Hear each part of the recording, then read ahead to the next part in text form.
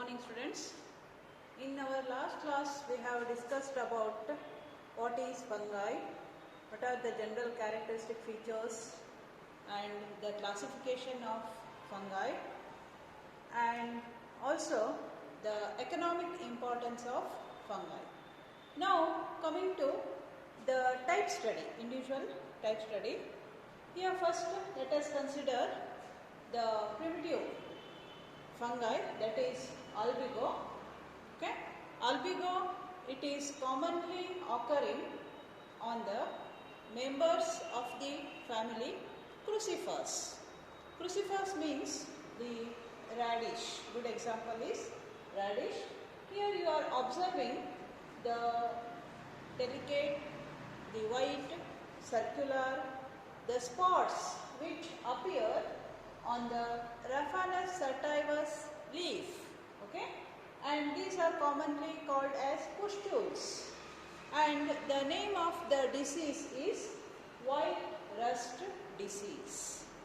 Okay, now coming to the in detail the mycelium structure and the mode of reproduction and the vegetative body of the albigo. Here the albigo, it is belonging to the division Mycota, as you know, and the subdivision is Eumycotina, class Oomycetes, order Peronosporellus, family Albuginaceae, and the genus is albigo, species Candida. Together, albigo candida is called Cystopus candidus. Albigo, it is represented by about 30 species and they are all widely distributed. They usually infect the members of the family Cruciferae, mustard, okay, and Raphanus sativus, okay, and the members of the Compositae, Tridacea, sunflower, etc. 18 Indian species are known, among which the most common species albigo candida, commonly called as Cystopus candidus. It parasitizes, it is a parasite on the members of the Cruciferae like radish, turnip, cabbage and mustard. It causes white rust disease, white blisters which appear on the leaf lamina, okay, and it is commonly called as white rust disease. Now coming to the symptoms of the disease. The fungus infects mainly the aerial parts of the plant such as petioles, leaves, stems, flowers and fruits. In the early stages, rust-like, okay, reddish rust-like white, shiny, irregular pustules appear on the lower surface of the leaf. It also spreads on the upper surface of the leaves and stems. In the later stages, all the pustules, they coalesce, they unite each other, coalesce and form a large, irregular, erupted pustules. The host epidermis is get ruptured and the white powdery mass comes out on the aerial part. The infected parts of the host become abnormal and the abnormality may be in the form of fleshiness, hypertrophy or distortion. The leaves, the infected part of the leaves, they become fleshy, okay, and they are all get distortion. The green pigment which get disappear. The infected parts of the host become thick and fleshy, and the stem is malformed. The stem which becomes abnormally thickened. Next, what happens? The deformation in the flowers. Flowers, they are not completely formed. Okay? Deformation in the flowers and fruits of the host. And the inflorescence of the plants. Okay? They also get infected, and they are commonly called as stag heads. Infected inflorescence axis of the plants, they are called as stag heads. Actually, the infection takes place through the stomata of the sepals, petals, stamens, and the carpels are converted into thick, fleshy structures. Here the reproductive structures, stamens and carpels, they become thick and fleshy. The infected flowers become sterile. All the infected flowers, they become sterile. The growth of the entire plant is stunted. Okay, short plants appear, stunted growth. Now, when you take the cross section of the infected leaf, in the second figure, vegetative structure, you will clearly observe the mycelium. Okay, mycelium of albigo is well branched, aseptate. Here, elongated, thin tubular structures without any cross walls are called aseptate, and sinuosity. The hyphal wall is composed of chitin. The hyphal wall, the wall of the hypha, is composed of chitin, and the cytoplasm is granular and contains many nuclei.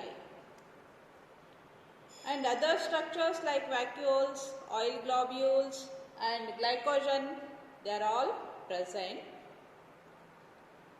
The fungus grows in the intercellular spaces of the host tissue, and it is called intercellular hypha. And at the terminal part of these hypha, they produce knob-like structures, okay, and they get to enter into the host cells, and they are commonly known as hostorium. Okay, knob-like structures which are entering into the host cells. Okay, they are called as hostoria. The hostorium is differentiated into the stalk, basal stalk, and the head. It is differentiated into stalk and head.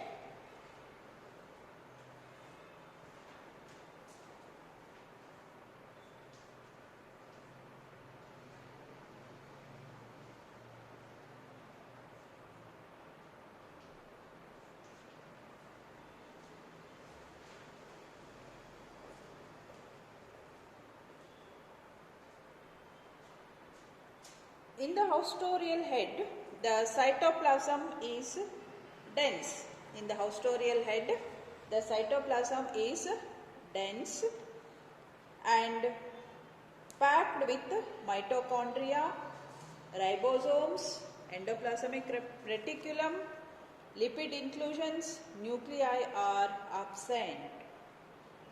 Base of the hostorium is surrounded by a collar-like sheath, okay, which is actually the extension of the host cell wall.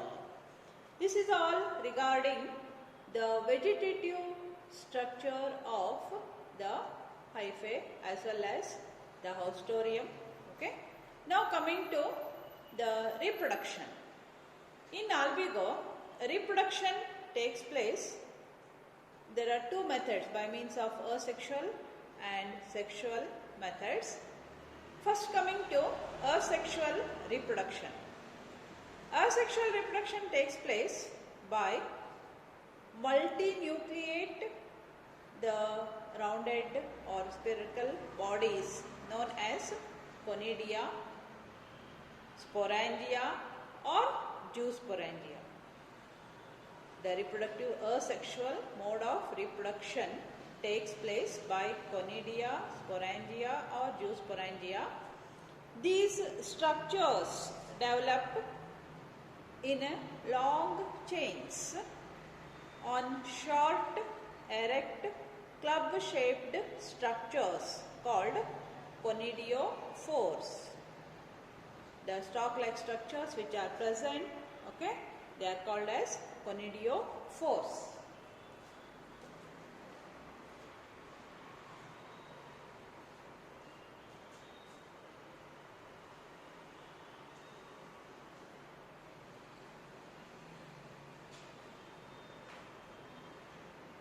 And these, they are produced, the mycelium which is get here spread in the intercellular of the host, okay, and which produces at the terminal part the short erect structures, they are called as conidiophores, and these conidiophores, they produce the rounded bodies at the terminal part in the basipetalous manners, and each conidium, this is called as, the entire structure is called as sporangia, and all the conidia, they are placed one above the other in an elongated chain like manner. One by one they get disseminated by means of water or wind currents, and they undergo a period of rest, and then the sporangia develop by means of the constriction methods. In between the two sporangia, a gelatinous pad develops acting as the separator. The sporangia, they set apart from each other. It is a smooth, double-walled, rounded. When the sporangia are formed in abundance on the sporangiophores or conidiophores, okay, the pressure caused the host epidermis ruptures and hundreds of conidia or sporangia are get formed in the form of a chain over the conidiophore, and it appears in the form of the creamy powder which is forming the pustules, rounded pustules. Then the spores, the sporangiophores or the conidia, they get transferred from one place to another place by means of wind or insects or water, etc. On maturation, the sporangium, the protoplast of the sporangium get cleaved, which is get divided into uninucleate protoplasts.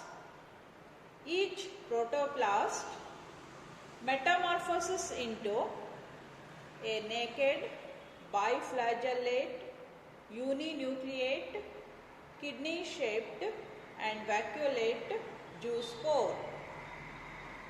The sporangium which gets burst open anteriorly, all the zoospores, they get liberate in the form of film, thin layer of water, the flagella are get detached and the zoospores they become encysted. The protoplast of the zoospore produces a germ tube. On the surface of the suitable host which gets developed, the germ tube enters through stomata, develops into new mycelium and spread in the form of they get entered in the form of thin elongated thread-like structure in the intercellular spaces of the host tissue. Sometimes sporangia behave as conidia and germinate directly, producing germ tubes. It is first the sporangia, they get divided, the protoplast of the sporangia get divided, cleaved and forming the biflagellated zoospores. Okay. Sometimes what happens, the sporangia itself behave as the conidia and directly germinate by producing the germ tubes.